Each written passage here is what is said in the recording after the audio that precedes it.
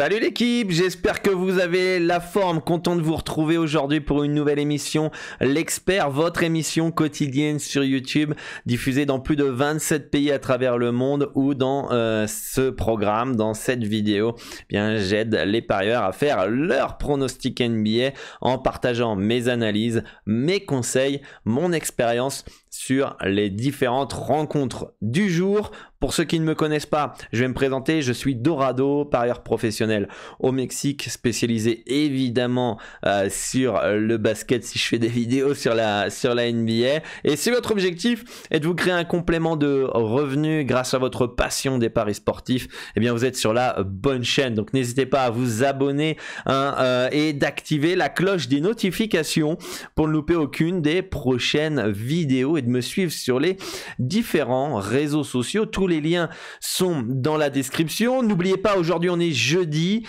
et le jeudi c'est le Dorado Show en direct sur Twitch à 20 h.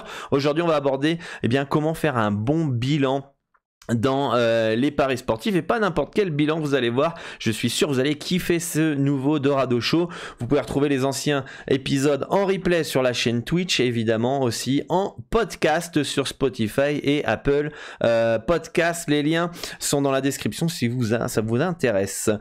Aujourd'hui on a combien de matchs? 1, 2, 3, 4, 5, 6 rencontres en NBA. On prend en référence toujours dans cette émission les codes de Pinacle PS3838. Pourquoi? Parce que c'est eux qui proposent les meilleures cotes avec le meilleur taux de retour joueur et surtout qui ne limitent pas les parieurs gagnants. Donc quand vous voulez faire du bénéfice, augmenter vos revenus ou vivre des paris sportifs, c'est un outil indéniable et à absolument avoir. Donc pour avoir un compte, c'est simple. Je vous mets dans la description le formulaire d'un des brokers les plus fiables au monde, Asian Connect, qui existe depuis plus de 10 ans puisque j'ai ouvert mon compte il y a une dizaine d'années avec eux via ce même formulaire. Vous avez juste à le remplir, sélectionner PS3838 ici. Je vous laisse un petit tuto vidéo pour vous accompagner pas à pas et le lien est dans la description, les amis. Bon, comment s'est passé votre soirée NBA, les amis, hier? On va faire le petit récapitulatif de la veille. Pour ma part, bon, soirée standard, je passe un pronostic, j'en perds 2, donc moins 1 U sur la soirée. Bon voilà, comme ça arrive, on avait fait 2 sur 2 la nuit précédente. Voilà, nous on voit long terme sur cette chaîne. Si vous êtes ici pour du court terme, gambler, faire des gros combos de la mort qui tue, etc., je pense qu'il y a plein de contenu si vous voulez vous amuser. C'est pas ici, je vous enseigne les clés pour pouvoir mettre en place les différentes actions pour vous permettre de remplir vos objectifs dans les paris sportifs. Donc on voit investissement, on voit long terme. Donc Détroit qui s'impose 121-101 face à Orlando. J'avais le Magic -1 dans cette rencontre. Les Wizards qui s'imposent 127-102 malgré l'absence de Bradley Beal et la présence de Chris Paul. Je vous avais conseillé dans cette émission Washington H plus 2,5 je crois, mais uniquement si Bill était là. Voilà, mais bon, ceux qui ont pris quand même sans avoir l'information, bien joué à vous. Brooklyn qui s'impose 108-107 face à Atlanta. Je vous avais conseillé le under qui est passé. Miami qui s'impose 112-98. Je vous avais conseillé les Lakers plus 8,5 uniquement si au moins Adebayo ou Butler n'étaient pas là. Et finalement les deux ont joué, donc normalement c'est pareil, c'est no bet. Bon, ceux qui ont pris les Lakers ont perdu.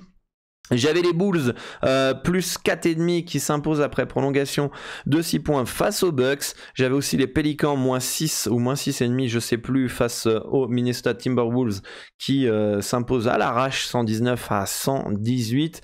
Les Warriors qui font un énorme comeback dans le 4e quart-temps, enfin un très bon comeback pour s'imposer 112-107. Pareil, Sacramento Revenge Game qui s'impose 127-126 avec un gros 4e quart-temps 33-21 en faveur de Sacramento. Donc dites-moi en commentaire les amis ce que vous aviez hier en NBA. Voilà, bon c'est une soirée, pas le temps de tergiverser. C'est ça aussi l'avantage de faire du volume et de faire la NBA, c'est que ça s'enchaîne. On n'a pas le temps de pleurer sur son sort parce qu'on a perdu X pronostic. On doit continuer parce que la saison est encore longue et il reste encore beaucoup de matchs. Donc tous ceux qui sont broke et qui n'ont pas réussi à gérer leur bankroll et qui n'ont plus de bankroll, eh bien voilà, vous comprenez pourquoi il faut protéger sa bankroll, avoir un money management fiable pour pouvoir tenir sur le long terme. Sinon, c'est game over, les amis, c'est fini.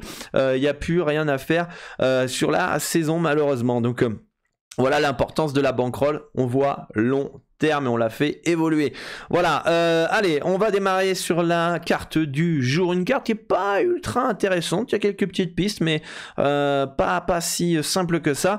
On va commencer avec OKC qui se déplace chez les Hornets. Un match très intéressant dans le sens où c'est deux équipes poil à gratter, deux équipes un petit peu casse-couille, que ça soit Charlotte, que ça soit OKC. On peut voir que les projections donnent un match très très serré avec 118-118 dans cette rencontre. Donc ceux qui veulent s'amuser, hein, même si c'est pas le but ici, où on va dire tous ceux qui ont leur stratégie bien en place. Et leur stratégie, j'en connais pas un, hein, mais leur stratégie c'est de jouer les prolongations.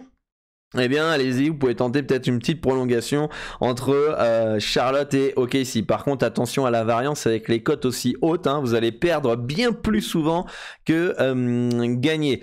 Et ça peut affecter le mental, hein, et la confiance en soi. C'est pour ça que je vous recommande pas forcément les très grosses cotes.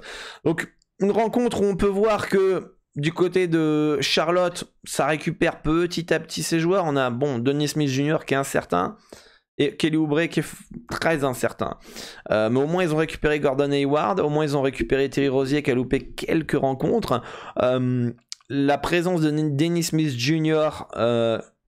Ferait passer Charlotte léger favori pour ma part.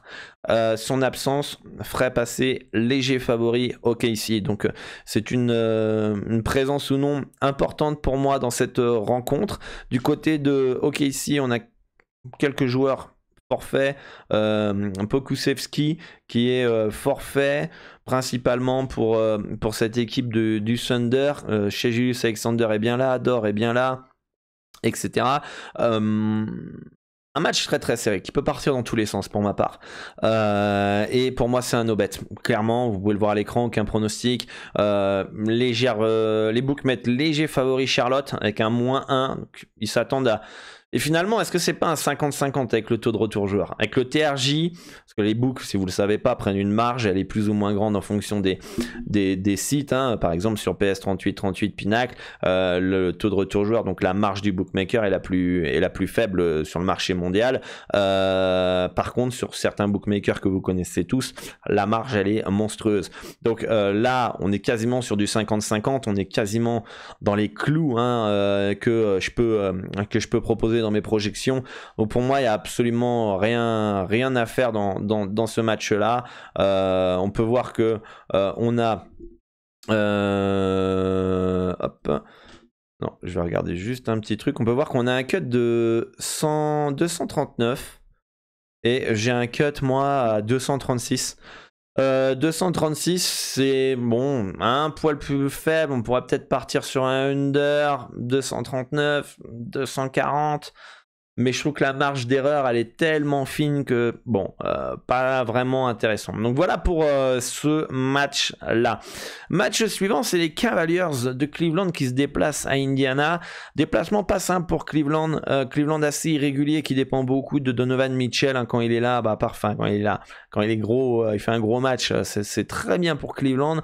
Tout de suite, dès qu'il n'est pas chaud, ça devient compliqué. Indiana est une équipe qui joue tout pour l'attaque, grosso modo, qui est une équipe qui a un potentiel offensif qui est important, et s'ils arrivent à maintenir son tempo ou qu'ils sont dans un bon soir offensivement, pour moi ça peut accrocher, voire même gagner face aux Cavs. Par contre, on a une absence qui est potentiellement de taille du côté de Indiana avec Haliburton qui est incertain pour ce soir face à Cleveland, et c'est le meilleur joueur quand même de cette équipe d'Indiana, donc s'il n'est pas là, ils peuvent quand même résister, mais c'est pas la même. On peut voir que mes projections donnent une victoire de 4 points, si je me trompe pas, c'est ça, 114-110 pour les Cavaliers de Cleveland, et les bookmakers donnent une victoire de 4,5, 5 points des Cavs. Donc on est pareil, on est encore dans les clous. On a un cut de 223 points sur PS 38-38. J'ai un cut de 223,5 points si j'arrondis, de 223 points sur ce match-là. Donc pour moi, il n'y a pas de value. On force pas, on garde la bankroll au chaud. On surveille le live. Évidemment, vous pouvez suivre tous mes pronostics en direct gratuitement. Hein, je fais pas beaucoup de pub pour ce canal Telegram, mais si vous voulez suivre mes pronostics en direct, vous avez le lien dans la description. C'est un channel où vous allez recevoir en notification tous les pronostics en direct que je peux prendre. Donc on va surveiller ça, ça peut être intéressant en direct. Je pense qu'il peut y avoir des coups à jouer sur les cartons. Donc le lien est dans la description si vous voulez rejoindre le channel Telegram. Les Celtics qui reçoivent les Clippers. Alors pour tout vous dire, j'avais validé les Celtics -6 hier soir. Et ce matin, j'ai appris que John Wall allait jouer.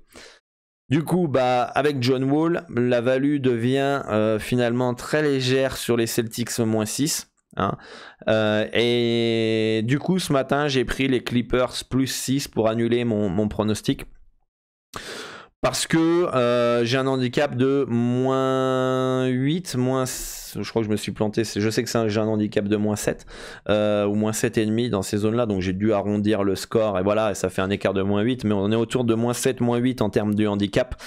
Et vous pouvez voir à l'écran, donc le -6, il était quand même très très léger en termes de value. A priori le marché indique que le -6 était value parce que la cote elle est à 1,80 maintenant et on a quasiment 20 centimes d'écart sur le -6. Il y a peut-être eu une information, peut-être un joueur incertain du côté des Clippers qui a changé la donne ce matin parce que tout à l'heure il était encore à +6 à 1,98 ici, on l'a à 2,11.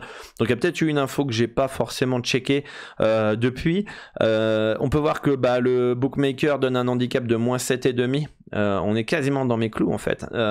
Mais pour moi, la marge de value de -6 tout à l'heure était trop fine avec le retour de John Wall. On va vérifier si on a quelques joueurs incertains ce soir du côté des Clippers quand même qui a fait bouger cette information. On peut voir que John Wall est bien là. On peut voir la notification qui est là.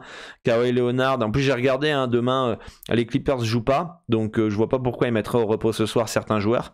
Voilà. Est-ce qu'il y a un joueur qui est de retour du côté de Boston? Non, c'est pareil. Donc, le marché a l'air de s'emballer sur Boston sans aucune raison, a priori. Enfin, du moins, sans aucune raison. Oui, moi, j'ai un handicap de -7,5. Les books aussi, donc forcément, il y a une très très très fine value sur le -6. Enfin, il y avait une très fine value sur le -6. Donc bon, un peu surprenant que je vois le marché qui part tête baissée sur Boston. Je pense que les Clippers sont des armes à faire valoir. Je pense pas que quand tu as un handicap de -7,5, que l'handicap il est à -6 sur le bookmaker, la value soit si énorme pour faire bouger le marché autant. En tout cas, peut-être que je me trompe, mais en tout cas, moi je trouvais pas une marge de 1,5 points, c'est pas fou hein, comme marge d'erreur, c'est même pas un panier d'erreur. Donc pour moi il y a rien à faire dans ce match-là. Encore une fois, je reprends les exemples hier. On avait dit que le +7, je sais plus de quel match des Rockets, première vue pouvait être intéressant, puis finalement il est passé au niveau des stats, mais le lendemain les Spurs, le +7 il pouvait être intéressant. Mais les stats nous disaient non et finalement on aurait perdu. Là les stats nous disent que le +7 il est pas intéressant pour les Clippers et finalement à première vue il a l'air d'être intéressant dans le sens où LA a son effectif au complet, a un peu une urgence de win et finalement est-ce que ça serait la surprise du siècle de voir les Clippers s'imposer à Boston? Pour moi non. Après les Celtics, je vous l'ai déjà dit, c'est une des équipes les plus costauds de toute la NBA, c'est peut-être la meilleure équipe de NBA depuis un an. Donc voilà, pour moi c'est un no bet dans cette rencontre là, un match qui peut partir dans tous les sens. Je serais surpris de rien. Je trouve quand même, d'un côté, les stats nous donnent que un âge de -7,5, donc ça veut dire que les Celtics sont nettement plus forts que les Clippers. Après, est-ce que ce serait pas un poil ambitieux de partir sur un Celtics -7, -7,5? Pour moi, oui, je le ferai absolument pas. Vous mettez un pistolet sur la tempe là maintenant, je pars plus sur Clippers +7 qu'un Boston -7. Voilà, et pourtant mes analyses et mon travail me dit il n'y a pas de value, donc voilà, il y a un petit côté aussi feeling qui rentre en jeu. Moi je reste rigoureux, je me méfie aussi du feeling, c'est pas forcément les bêtes où vous avez le meilleur feeling qui passe, hein. Des fois vous y croyez pas du tout entre guillemets d'un point de vue feeling dans un bet, mais c'est value, vous le prenez, puis finalement c'est le seul qui passe de la soirée entre guillemets quoi. Donc et je suis sûr que ça vous est tous arrivé, que c'est souvent arrivé finalement que c'est le bet dont en fait vous y croyez le moins qui est passé par rapport à celui où vous avez la meilleure confiance. Je pense qu'on est en tant que parieur, moi j'ai fait je pense que j'ai fait plus de 20 000 bets dans ma carrière de paris sportif. Forcément c'est déjà arrivé. Donc voilà, donc pour moi ce match-là, attention, je partirais peut-être plus au feeling sur un +7, mais on peut voir que les stats disent que non, donc et le marché disent que non plus. Donc méfiance sur ceux qui veulent partir sur les Clippers. Et pour moi il n'y a aucune value dans ce match-là. Match suivant, c'est les Grizzlies qui, depuis que Ja Morant a ouvert sa bouche, hein, à dire qu'il craignait personne à l'Ouest, bah ils se font déboîter les mecs. Donc bon, des fois vaut mieux. Il y a un dicton ici au Mexique qui dit tais-toi, t'es plus jolie, si je vous le traduis en français. Et c'est un peu ça. Donc il aura peut-être dû la fermer. Bon, il craint personne à l'Est, donc du coup. Autant ils vont gagner ce soir, mais je m'attends à une réaction des Grizzlies cette nuit. Deux fessées reçus en plus des fois par des équipes, je crois qu'ils perdent contre les Warriors alors qu'il manque tout le monde. C'est très très moche. C'est très très moche. Donc les Grizzlies, faut réagir. C'est un déplacement qui est compliqué à Toronto, une équipe qui casse les bonbons, qui joue dur, qui te rentre dans l'art, etc. Les Grizzlies, pour moi, sont une meilleure équipe, devraient s'imposer la plupart du temps de 4 points. On a des projections 115 à 111 en faveur de Memphis. Et les bookmakers donnent une victoire de moins 3,5 pour les Grizzlies de Memphis. Donc bon, on est quasiment pareil hein, en termes de projection, en termes de cotation.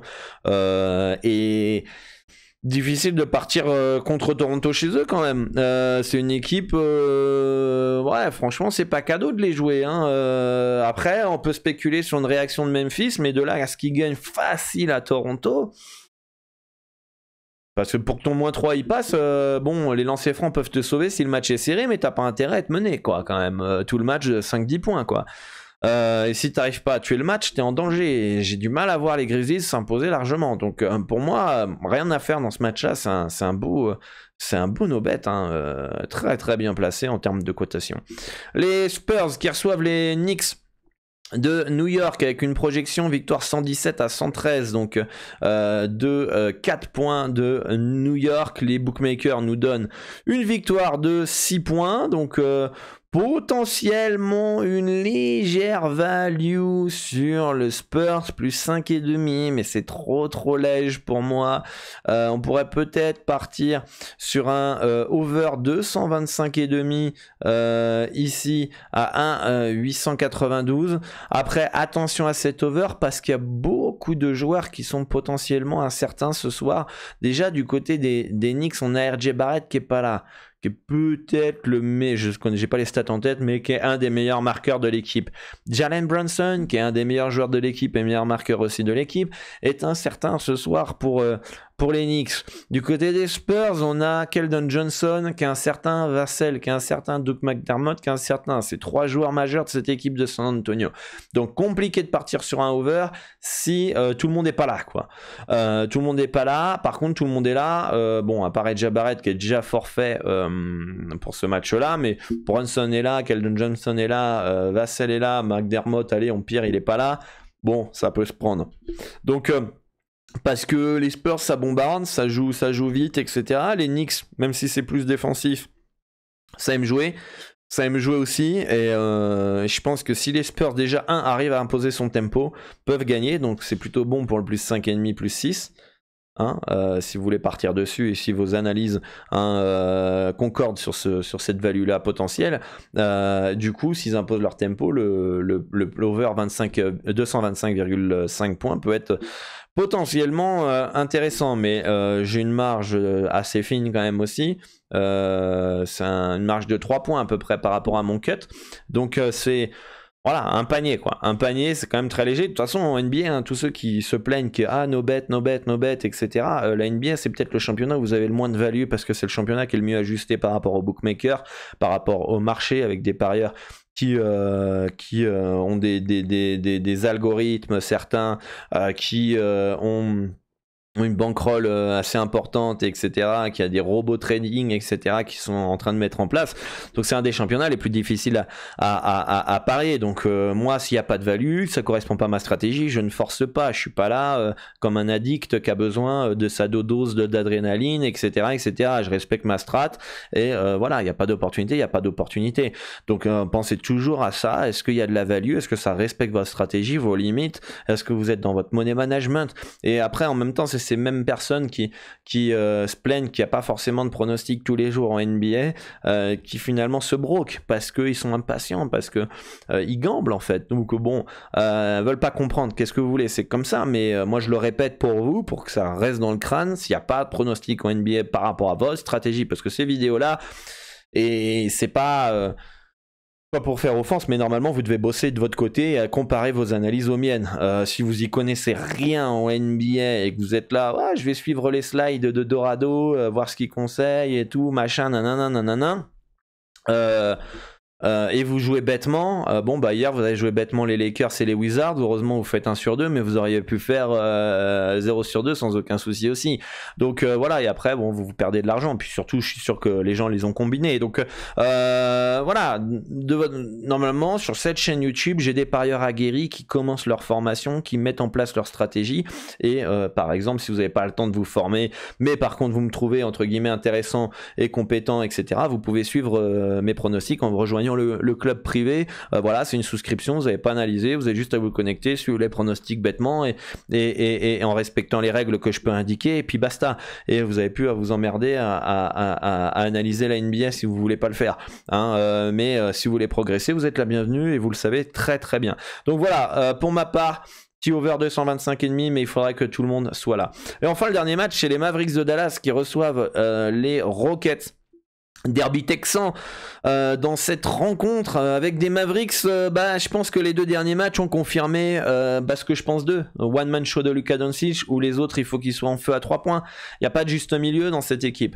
Et donc du coup, quel visage on aura des Mavs ce soir? Le collectif qui est en feu à 3 points, ou un one man show à nouveau de Luka Doncic pour sauver son équipe? Parce que finalement il n'y a pas d'adresse, il n'y a rien. Luka Doncic, il n'y a pas d'adresse, il n'est pas monstrueux. Il n'y a rien à Dallas. Donc c'est une équipe qui pour moi est, et j'ai pas envie de dire est surestimée, il y a du potentiel, mais j'aime pas du tout la manière comment ils jouent. Je pense qu'il y a largement mieux à faire dans cette équipe. T'as Wood, il passe sa life à 3 points, Wood. Alors que ça peut être un très bon intérieur. Donc bon, bref, c'est une équipe pour moi qui est peut-être... Quand elle enchaînera les wins, elle sera en sur-régime. Quand elle enchaînera les loses, elle sera en sous-régime. Mais c'est une équipe, pour moi, irrégulière. Irrégulière. Je ne sais pas c'est quoi leur bilan, j'ai pas leur classement en tête, mais je serais pas étonné qu'ils soient à 50% de victoire. Et en face, on a Houston qui, en construction, qui cherche, qui teste des joueurs, etc., etc., et qui peut être poil à gratter ce soir. Alors j'ai une projection, évidemment, victoire des Mavericks, meilleure équipe.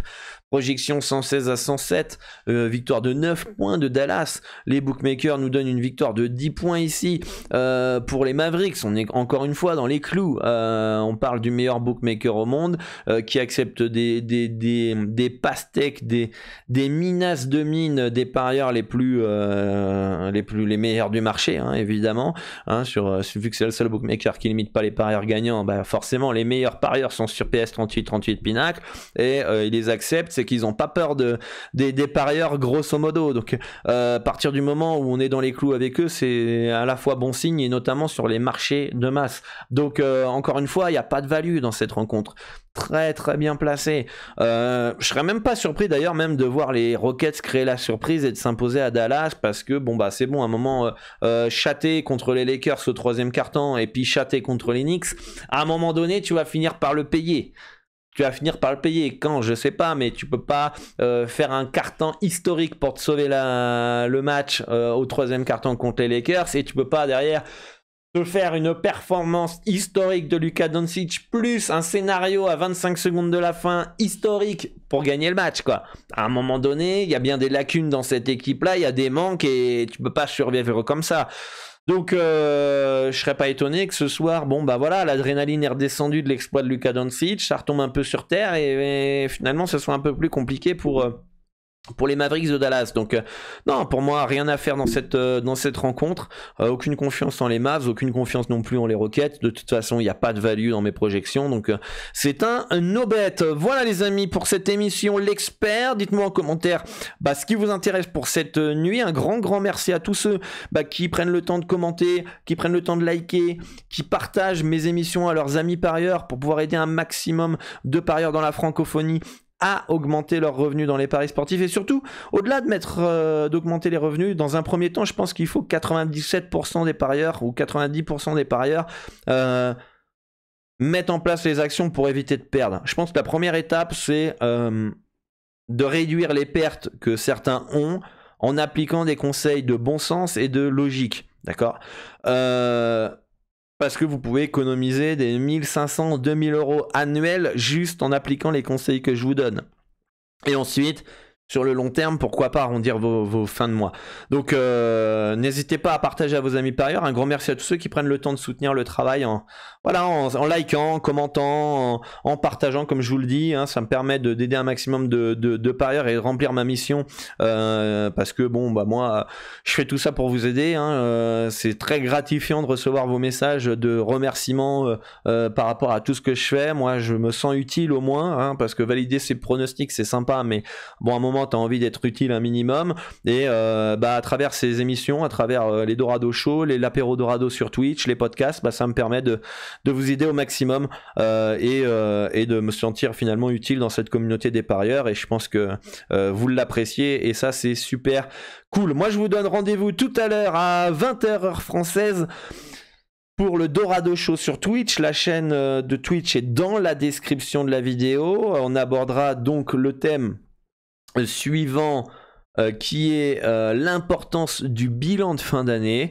Donc n'hésitez pas à vous abonner et de vous rendre à 20h sur Twitch pour suivre cette émission. J'aborderai ce thème-là. Ensuite, je répondrai à vos questions et on va passer encore un super moment et toujours dans le but de vous donner des conseils pratico-pratiques pour vous aider à remplir vos objectifs dans les paris sportifs.